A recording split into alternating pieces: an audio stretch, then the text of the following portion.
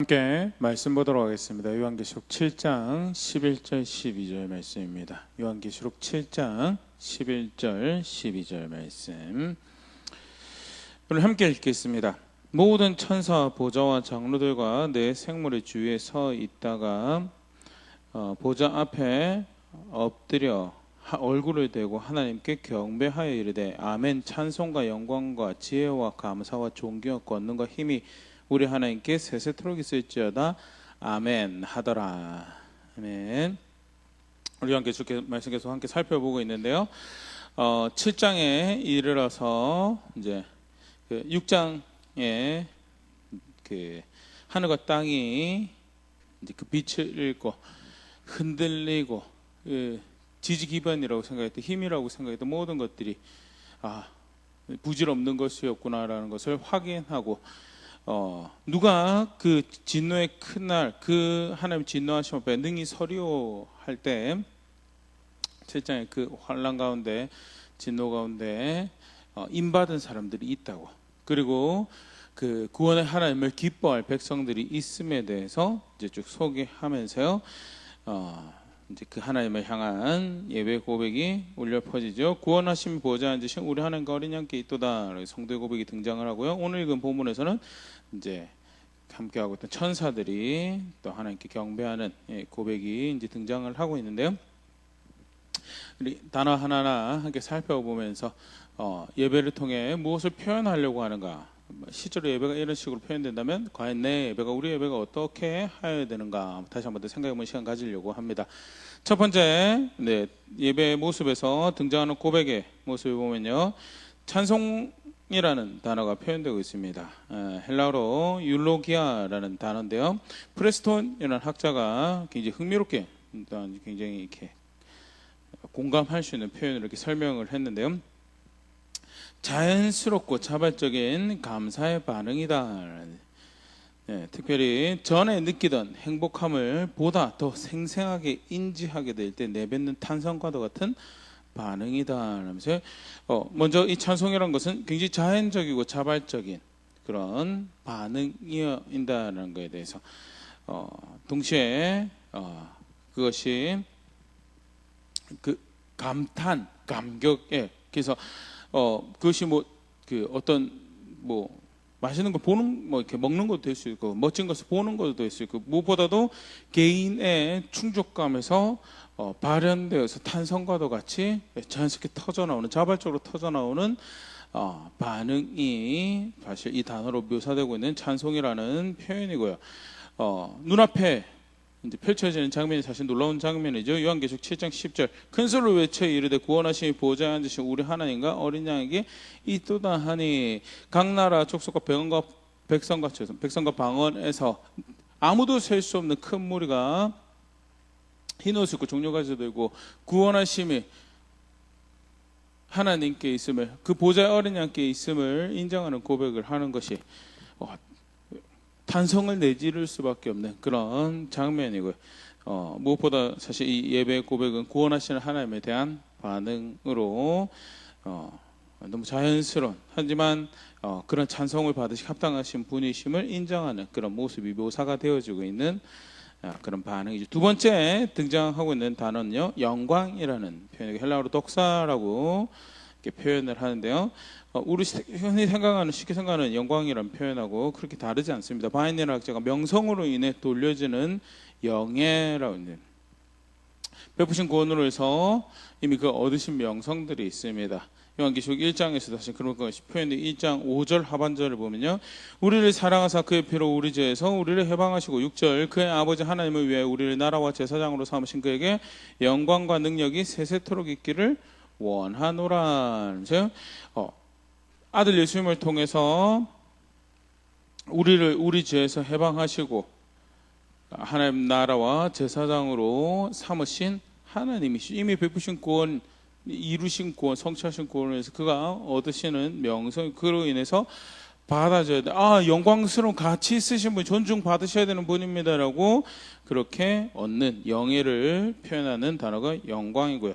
이는 단순히 이 땅의 백성들, 이 땅에 이제 존재했던 사람들뿐만 아니라 천사들에 의해서도 사실 뭐 직접적으로 우리보다 더 그 신비를 더 많이 알고 있는 존재가 아닐까라고 그렇게 생각되어지는데요. 특별히 구원과 관련해서 베드로전서 1장 12절 이런 표현이 이제 등장을 하고 있습니다.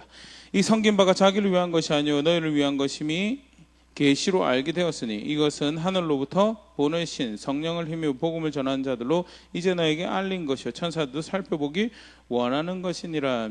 예수님이 베푸신 구원이 여기 이제 그 섬긴 바라고 표현하고 있는 거죠.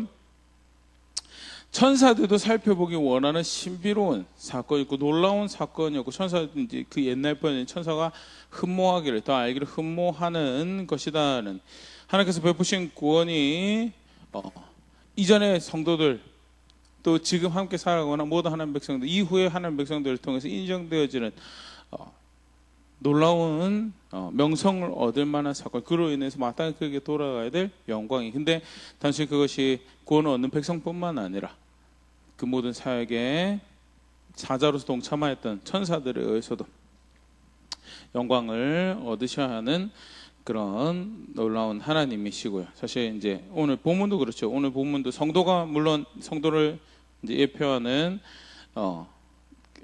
그 앞에 성도의 고백도 등장하지만요. 오늘 고백은 천사가 이제 그 예배에 함께 참여하는 모습인데요. 천사가 그 하나님이 영광을 받으셔야 하는 분입니다. 우리 하나님은 찬송을 받으셔야 하는 분이고 우리 하나님은 영광을 받으셔야 하는 분입니다라고 고백하는 거죠. 세 번째로 등장하는 단어는 지혜라는 단어가 등장을 하고 있는데, 소피아는 헬라어 소피아라는 구원을 이루신 하나님의 지혜에 대한 그 끝모를 그 지혜,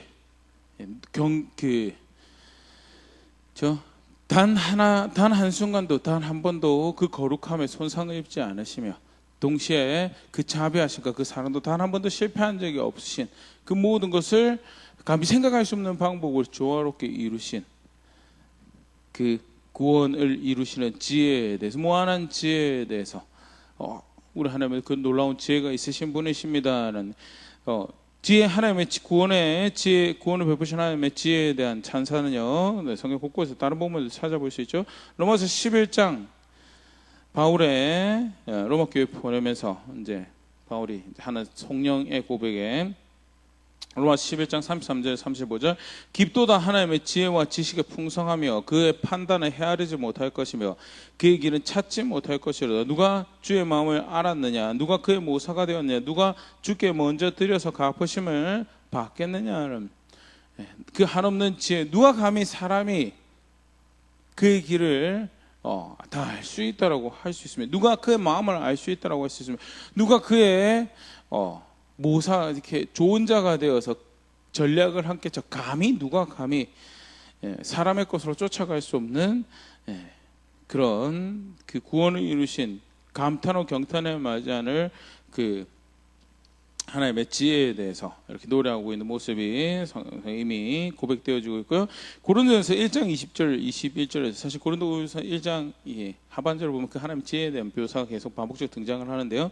20절 22절 1절 특집 보면 지혜 있는 자가 어디 있느냐, 선비가 어디 있느냐, 이 세대의 변론가가 어디 있냐, 하나님께서 이 세상의 지혜를 미련하게 하신 것이 아니냐, 하나님의 지혜에 있어서는 이 세상이 자기 지혜로 하나님을 알지 못함으로 하나님께서 전도에 미련한 것으로 믿는 자들을 구원하시기를 기뻐하셨도다 하면서 21절 표현 먼저 보면요, 이 세상 지혜로 감히 하나님을 알 수가 없고 이 세상 지혜로 감히 하나님의 구원을 이룰 수가 없고 하나님 도에 이룰 수가 없고, 그래서 전도에 미련한 것이라도 우리 입술의 표현이라도 우리 삶의 그 복음을 기뻐하는 모습이라도 그 미련한 것을 통하여서 도를 전하시고 하나님의 감히 사실은 다 담을 수가 없죠.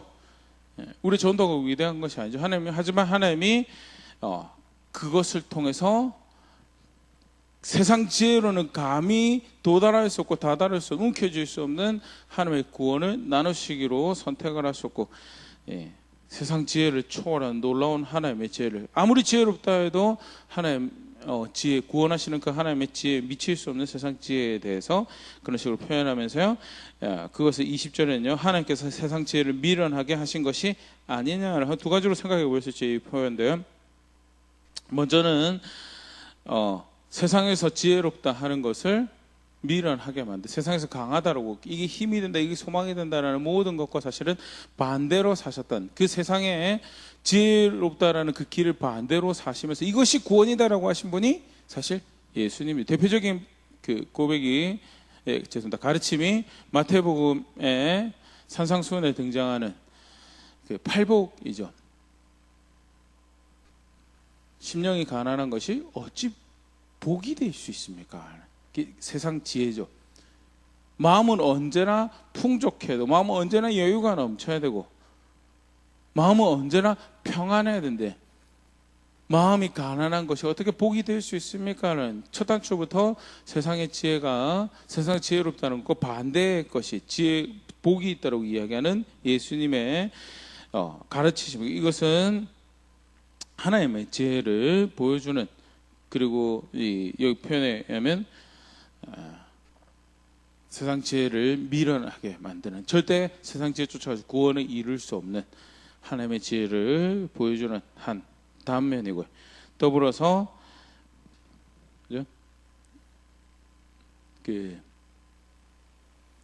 세상이 강하다라고 하는 것으로 미칠 수 없는 하나님의 구원을 예수님을 통해서 보여주셔서 세상 지혜로 또 다다를 수 없는 구원, 그래서 그걸 통해서 세상 지혜를 미련하게 하신 모습에 대해서, 실제로 지혜를 미련하게 만드신 것이 아니죠. 예수님을 통해서 펼쳐내신 구원이 세상이 지혜롭다 하는 것이 아무런 힘을 가질 수 없는 것에 대해서 확연하게 보여주시는 그런 모습으로 바울의 설명을 이해할 수 있고요. 하나님의 구원하시는 하나님의 지혜에 대해서 이렇게 들여다보시는 한 표현으로 볼 수 있고, 우리 하나님은 그렇게 지혜로운 분이십니다라고 선언하는 것 내지 찬송하는 것이 오늘 고백의 또 한 모습으로 등장을 하고 있고요. 네 번째 표현을 보면 오늘 본문에 감사라는 표현이 등장을 하고 있습니다. 감사. 아보 스미스라는 표현이, 죄송합니다, 분이 이 감사라는 유카리스티아라는 헬라 단어에 대해서 설명하면서 문자적으로는 공짜로 베풀었다라는 것에 대해, to give freely, 공짜로 주었다, 공짜로 베풀었다라는 것을 의미하는 건데요. 그 대상이 공짜로 주었다라는 것에 대해서 인정하는 표현이고요. 그래서 무엇을 의미하느냐, 이 단어를 사용할 때 누리고 있는 은총에 대해서, 그가 나에게 은혜를 베푼 것에 대해서 감사의 마음을 표현하는 것을 의미한다는 것입니다. 하나님은 이런 감사를 받으셔야 되면, 그가 공짜로 그렇게 은혜를 베푸시고 은총을 베푸셨습니다라는 것을 표현하는 단어가 여기 감사라는 표현이고요. 실제로 그렇게 감사를 받으셔야 되는 분이죠. 요한계시록 5장 9절 10절, 그들이 새노를 불러 이르되 두루마리를 가지시고 그 인봉을 떼시기 합당하시도 일찍이 죽임을 당하사 각 족속과 방언과 백성과 나라 가운데 사람들을 피로 사서 하나님께 드리시고 그들로 우리 하나님 앞에서 나라와 제사장을 삼으셨으니 그들이 땅에서 왕노릇 하리로다. 자신의 생명으로 공짜로 베푸셨죠. 자신의 대가를 지불하셨지만 그것을 받아들이는 이들에게는 그것을 공짜로 값없이, 믿는 모든 이들에게 값없이 베푸셔서 그 일찍 죽임당한 죽임 안에서 하나님의 사람 백성을 만드시고 나아가서 하나님 앞에서 나라와 제사장으로 삼으시고 그리스도 안에서 왕노를 하는 그런 자로 삼으신 은혜에 대해서 그가 공짜로 베풀었습니다. 하나님은 은혜로우신 분이 자비로우신 분입니다라는 것을 표현하는 것이, 그 일을 그렇게 은혜를 베푸신 주인을 인정하는 고백이 감사라는 단어로 표현되어지고 있고요. 다섯 번째는 존귀라는 티메라는 단어로 하나님께 드리는 예배 고백을 이렇게 하고 있는데, 제닝스라는 학자가 존중 또는 가치라는 단어로 번역을 할 수 있는데, 이 단어는 하나님께서 계획하시고 베푸시는 은혜를 베푸시는 구원으로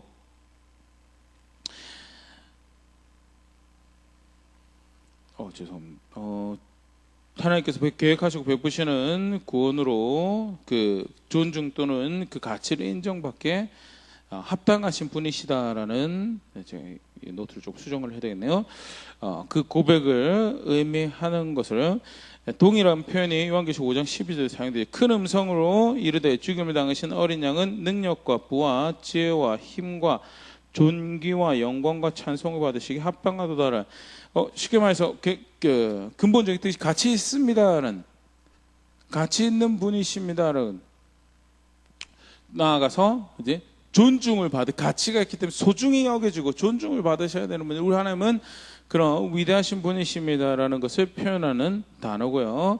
하나님이 어떤 분이신지에 대해서 고백을 하고 있는 또 다른 표현이죠. 그 다음에 등장하고 있는 단어가 이제 권능이라는 표현인데, 권능, 두나미스라는 단어로 표현되어지고 있는데요.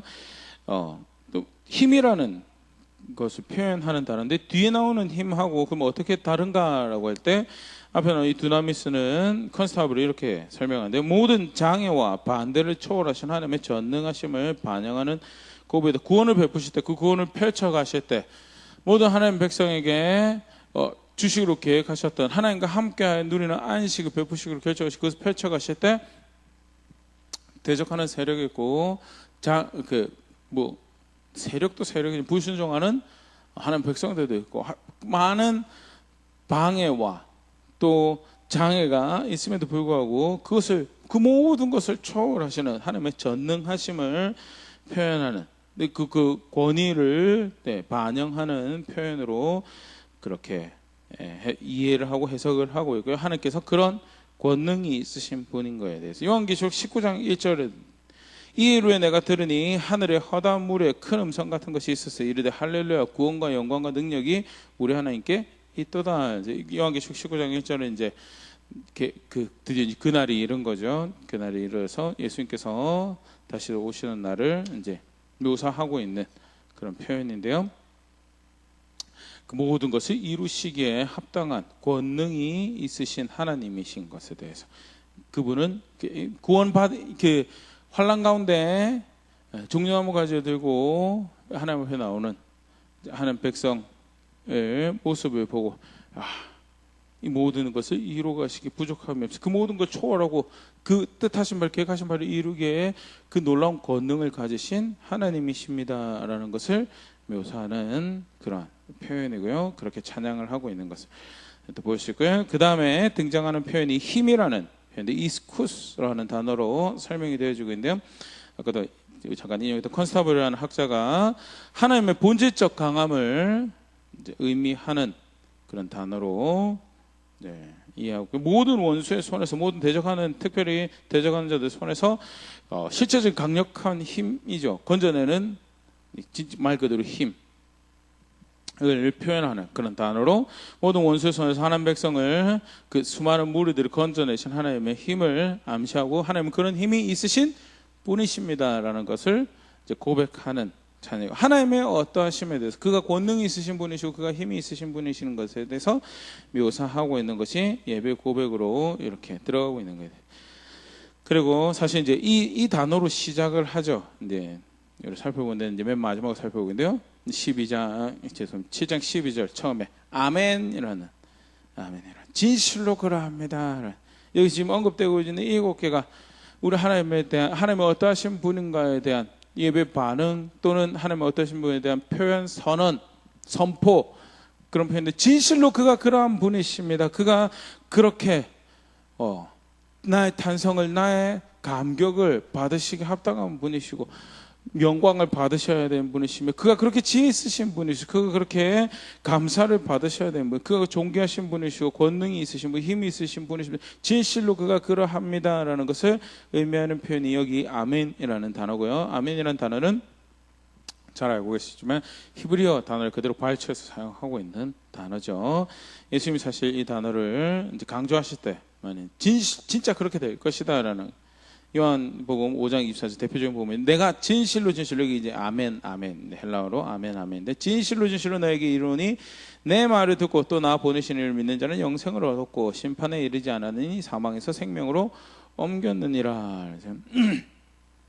예수님 믿는 것이 예수님 말을 듣고 예수님 보내신 일을 믿는 것이 예수님 믿는 것이다라고 이제 설명을 하시는 부분이고요. 정말 그렇게 구원받는 거다, 정말 그렇게 구원받는 거다라는 것에 대해서 강조하실 때 사용하셨던 표현이 아멘이라는 단어고요. 여기서도 동일한 기능을 하고 있는 거예요. 진짜 우리 하나님은 그런 분이십니다라고 감격의, 확신의, 기쁨의 이제 표현으로 우리가 볼 수 있는 표현인데요. 사실 하나하나 뜯어보는 것 자체가 조금 어색할 수 있는 표현들이죠. 종합적으로 사실은 하나님 얼마나 놀라우신 분이신지, 얼마나 은혜로우신 분이신지, 얼마나 크신 분이신지, 얼마나 위대하신 분이신지를 이제 표현하는 표현들이고요. 초점이, 포커스가 어디에 있느냐라는 것을 다시 한번 더 분명히 보여주죠. 포커스는 하나님이 어떠한 분이신가. 사실 그게 성도의 예배의 굉장히 중요한 방입니다. 그리고 그들의 예배 자세도 사실 이제 조금 엿볼 수 있는 표현이 11절에 등장을 하고 있는데요.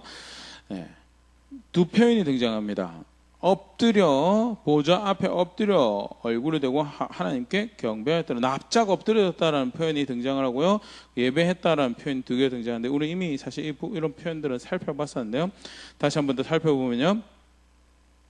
핍토라는 단어, 원래 사실 그 예배하다라는 헬라어 단어 프로스키네오라는 단어가 엎드리다는 단어를 의미를 가지고 있습니다. 그래서 프로스키네오라는 단어를 가지고도 한국어나 영어로 번역할 때 엎드려 경배하였다, bow down and worship 영어로는요, 또는 한국말 엎드려 경배하였다로 그렇게 번역을 하기도 합니다. 그런데 굳이 두 개의 단어를 분리하여서 이들이 어떻게 예배하고 있는지를, 구체적으로 그들의 자세를, 그들이 포지션을 어떻게 하였는지를 보여주고 있죠. 엎드렸다라는 단어 피프토, 예배하는 사람의 어떤 자세를 이제 보여주는가. 뭐 대표적으로 생각할 수 있는 겸손한 거, 스스로를 낮추는 겸손한 모습도 될 수 있고요. 또 더불어서 사실 이제 엎드렸다라고 할 때는 그 경청과 순종, 그 대상에 대한 귀 기울임과 헌신과 순종에 대한 고백인데요. 이 동일한 단어가 어디 사용되어지고 있냐면, 히브리어 성경을 헬라어로 번역을 한 걸 70인역이라고 하는데, 헬라어 번역본에서 이 동일한 단어를 여호수아가 5장 14절에 여호와의 군대대장 앞에 엎드릴 때 이 단어를 사용. 여호수아 5장 14절, 그가 이르되 아니라 나는 여호와의 군대대장으로 지금 왔느니라 하는지라. 여호수아가 얼굴을 땅에 대고 엎드려 절하고 그에게 이르되 내 주여 종에게 무슨 말씀을 하려 하시나이까. 경청의 자세, 순종하고자 하는 자세, 그렇게 그를 존중하고 자신을 낮추는 자세가 엎드린다라는 표현이고요. 구원하시는 영광스러운 주, 그 구원의 영광을, 그 놀라운 구원을 목격하며 그 하나님이 예배하는 천사가 그 신비 앞에서 다시 그가 취할 수밖에 없는 자세는 엎드리다라는, 스스로 낮출 수밖에 없고, 더불어서 그에 향한 헌신을 고백하고 그를 향한 경청과 순종을 고백하는 그런 자세를 취할 수밖에 없고, 그게 하나님의 구원의 하나님을 아는, 그를 예배한다고 하는 자세더라라는 것 다시 보일 수 있고, 두 번째로 실제로 예배한다라는 단어인데요. 사실 그 예배한다라고 할 때 크게 두 가지로, UBS 이제 미국 성서공이죠. 미국 성서공에서 번역자들을 위한 그 핸드북, 예배하다라는 이 특히 요한계시록 관련해서 예배하다라는 단어에 대해 설명을, 특히 두 가지 모습을 표현하는 단어인 것에 이렇게 설명하는데, 첫 번째는 예배를 받는 대상의 가치에 대한 표현이다. 예배한다라는 표현, 그래서 그 자세 또는 포지션, 고백 또는 헌신, 순종 등으로 무엇을 고백하느냐, 예배를 받으시는 대상을 내가 어떻게 그 가치를 책정하고 표현하고 있는가를 온 시간을 다 들여서, 젊음을 다 들여서 그를 예배했다라고 하면 그가 그만큼 가치 있는 존재로 여겨지는 거죠. 물질을 가지고도 그렇게 표현했고, 목소리를 가지고도 그렇게 표현을 할 수 있고요. 근데 기본적으로 예배한다는 단어가 무엇을, 그 예배받는 대상의 가치를, 그가 얼마나 소중한 분이신가를 아까도 잠깐 얘기했지만 교회 예배라는 게 뭐 하는 거냐? 하나님이 어떠한 분이신가를 나타내고 고백하는 그런 것이다라는 것에 대해서.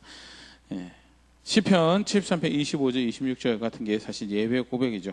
하늘에서는 주 외에 누가 내게 있으리요, 땅에서는 주밖에 내가 사모할 리 없나이다. 하나님밖에 없습니다. 하늘 위에서 내가 감히 따라 의지할 분 찾지 못했고, 내가 마음을 흠모하고 쫓고 따르고 그만큼 내가 아름다운 분, 내 마음과 내 삶에서 신뢰할 만한 분 찾지 못했습니다. 하나님 당신만이 그런 분이십니다라는 고백. 결국 사실은 대상에 대한 가치를 표현하고, 그게 직접적으로 예배란 단어는 등장하고 있지만 이게 사실은 예배 고백이죠. 73편 26절 내 육체와 마음은 쇠약하나 하나님 내 마음의 반석이시 영원한 분기디시라 하면서 예배를 받은 대상의 가치를 표현하는 게 이 예배란 단어로 표현하는 모습이. 예배했다, 성경적 예배 개념이 스스로를 겸손히 자신의 포지션과 자세로 대상의 가치를, 당신은 이만큼 존중받아 보는 소중한 분이십니다는 그게 묘사되고 있는 게요, 사실 오늘 우리가 살펴보고 있는 말씀에서 그 천사가 취하고 있는 예배의 자세죠. 두 번째로 예배하는 단어가 사실 또 표현하고 있는 것이 뭐냐? 예배를 받는 대상과 예배자의 관계를 나타내는 표현이다. 아까 전에 그런 표현을 했는데요. 대상에 대한 헌신을 나타내는 표현이 엎드린다라는 거죠. 아무나한테 엎드리지 않아요. 아무나한테 무릎 꿇지 않죠. 예배를 받으시는 대상의 관계에 대해서 설명하고요. 여호수아를 인용을 했지만 또 다시 볼 수 있는 게 여호수아 24장 15절 만일 여호와를 섬기는 것이 너에게 좋지 않게 보이거든 너희 조상들이 강 저쪽에 섬기는 신들이든지 또는 너희가 거주하는 땅에 있는 아모리 족속의 신들이든지 너희가 섬길 자를 오늘 택하라. 여호수아가 다시 도전하는 거죠. 백성들 앞에서 유언과 같은 그런 이야기를 하는 장면인데요. 여호와를 섬기는 게 너희 좋지 않게 보이거든 성경만 신청해서 떠나가라. 그런데 너희들 다 떠나도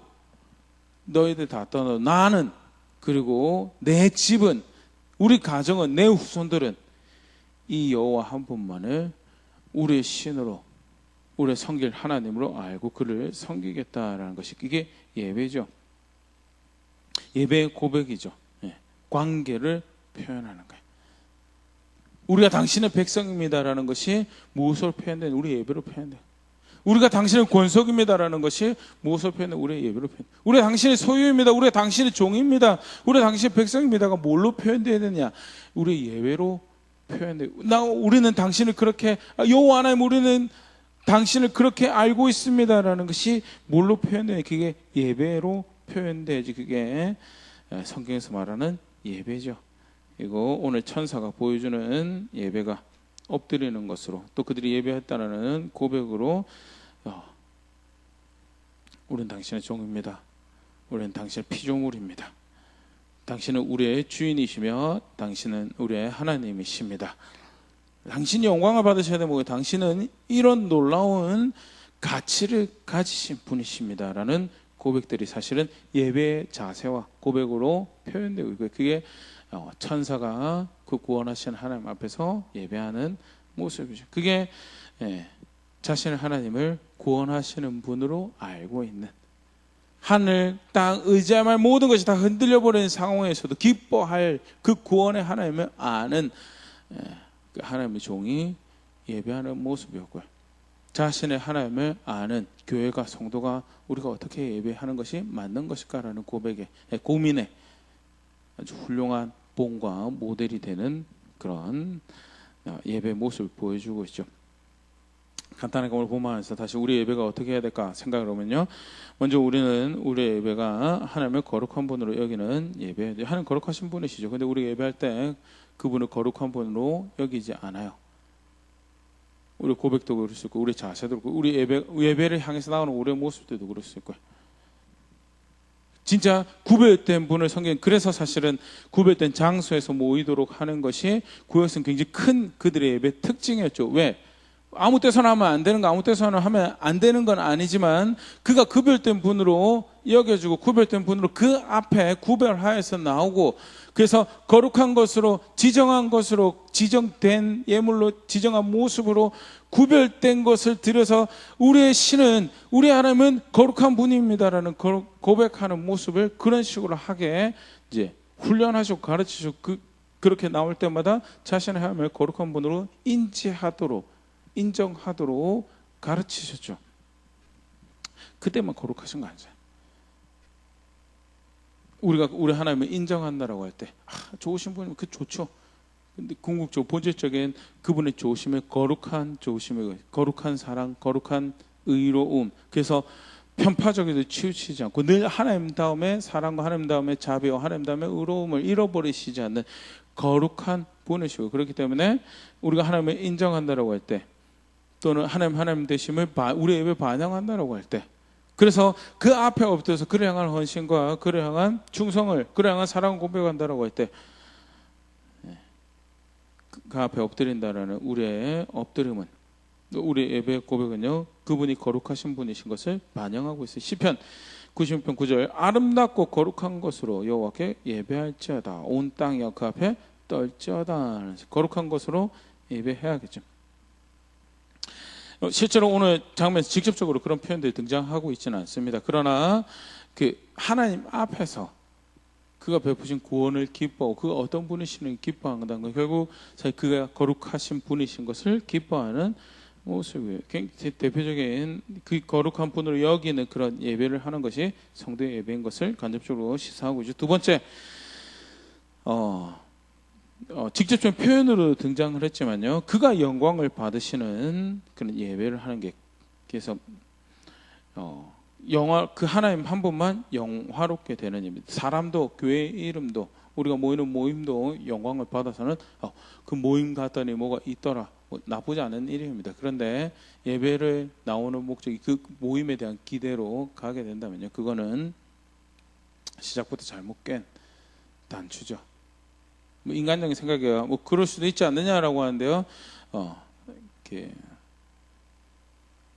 그럴 것 같으면 굳이 이렇게 말씀 공부하고 있을 필요가 없죠.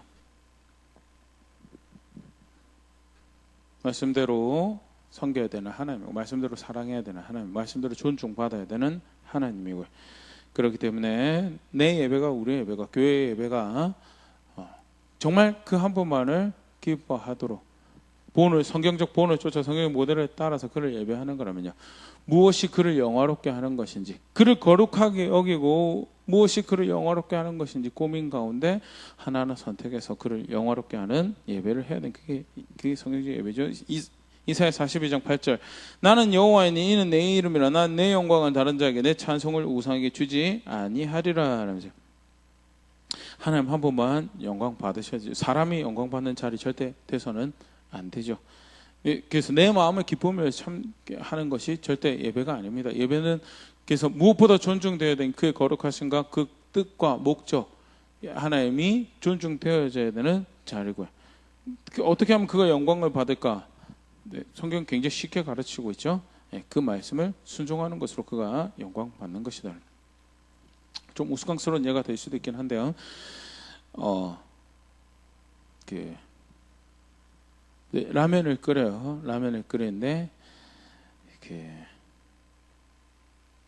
저는 이제 스프를 먼저 넣는 파입니다. 스프를 먼저 넣는데 또 어떤 분은 스프를 나중에 넣어야지 스프가 가지고 있는 향이 덜 날아가서 더 맛있는 라면이 된다. 저는 이제 저 같은 분들도 꽤 있으리라 생각되어지는데요.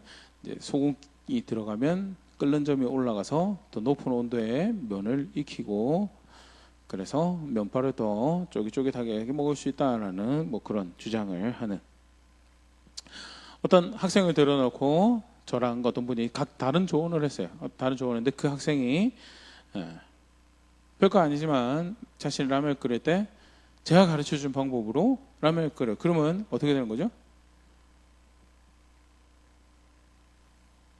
세상에 다른 맛있는 라면을 끓이는 방법들을 이야기해도 굳이 제가 이야기해준 방법으로 라면을 끓으면 그러면 제가 영광을 받는 거죠. 그러니까 조속한 비유라서. 예. 성경이 사실 똑같은 걸 가르치고 있거든요. 세상에 어떤 다른 행복한 것, 소중한 것, 성공한 것 다 이야기해도 하나님 한 분 영광스럽게 하는 거, 영화롭게 하는 거 어떻게 할 수 있느냐? 쉽지가 않은 것 같습니다. 다 끝도 알 수가 없는 하나님도 어떻게 우리 그를 영화롭게 했습니까? 길을 가르쳐 주셨죠. 하나님 어떤 상황이든 어떤 사건, 어떤 상태가 하나님 말씀 순종하는 것으로 세상 모든 지혜보다도 하나님 길이 나에게 가치 있는 것이며 소중한 것이며 그를 그렇게 영화롭게 할 수 있는 것으로. 다른 영화롭게 하는 방법이 없죠. 그래서 하나님만 영광을 받으시는 거예요. 실제로 우리의 마음과 생각이 하나님만 영광을 받으셔야 될 텐데는 그런 열정과 그런 의지로 가득한 동시에 실제로 그가 가르쳐 주신 방법으로만 어떻게 해서든 예배하려고 하는 대상에 대한 인지와 방법에 있어서 모든 것이 그렇게 하나님만 영광을 받으셔야 되는 그런 예배가 되도록 고민하고 그렇게 말씀에 따라서 예배하는 게 그게 성도의 예배여야 되죠. 세 번째로 어떻게 보면 비슷한 건데 하나님만 기뻐하시는 예배가 될 수 있도록 로마 12장에 있죠. 그러므로 형제들아 내가 하나님 모든 자비하심으로 너희를 권하노니 너희 몸을 하나님이 기뻐하시는 거룩한 산 제물로 드려야 이는 너희가 드릴 영적 예배니라.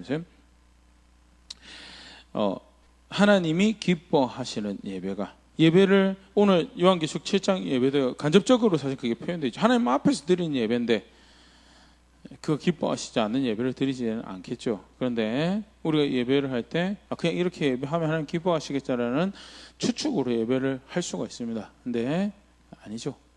무엇이 하나님 밝히 그 뜻을 내가 기뻐하는 것은 내가 즐거워하는 것은 하고 하나님 뜻 목적, 방법 다 알려주셨어요. 그러면 철저하게 어떻게 예배하려고 해야 되냐. 그것을 쫓아서 예배하려고 하는 게 그게 하나님 기뻐하시는 예배고요. 그래서 단순히 모였다 흩어졌다가 기뻐하는 예배가 되는 게 아니죠. 시간을 지켰다라는 게 기뻐하는 예배가 되는 게 아니고요. 오늘 본문 말씀에서 다시 생각해 볼 수 있는 어떻게 예배하는 게 맞을 건가. 철저하게 하나님이 어떠하신가에 대한 반영이 우리 예배해야 되죠. 예배. 그래서 그가 거룩하시기 때문에 그가 그를 거룩한 분으로 인정하는, 존중하는 그런 예배여야 할 것이고요. 영광을 찬사를 취하셔야 되는 주님. 우리가 짧게 살펴보았던 고백 하나하나 다 그가 이런 분이십니다. 그가 이런 분이십니다라는 묘사로 우리 찬송도 그렇고요. 우리 말씀을 나누는 것도 그렇고요.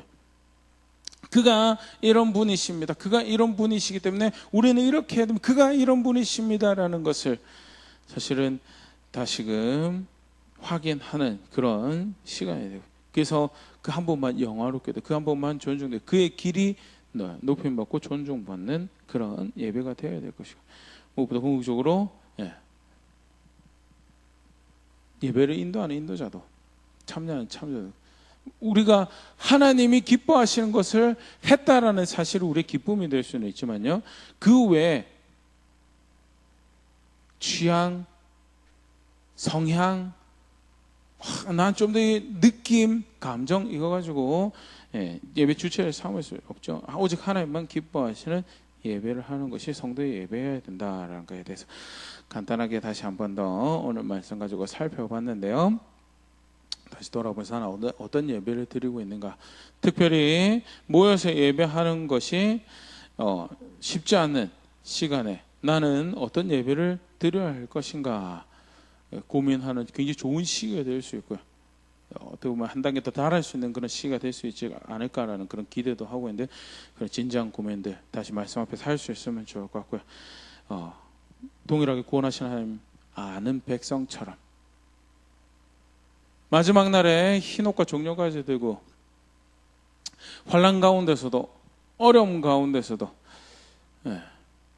기뻐해야 할 수 있는 하나님이 계심을 그 구원의 주인이 계심을 아는 백성처럼 그 서가는 그런 걸음들 만들어갈 수 있으면 좋을 것 같고요. 그렇게 예배하는 교회, 그렇게 예배하는 성도, 그렇게 예배하는 제가 될 수 있으면 좋을 것 같습니다.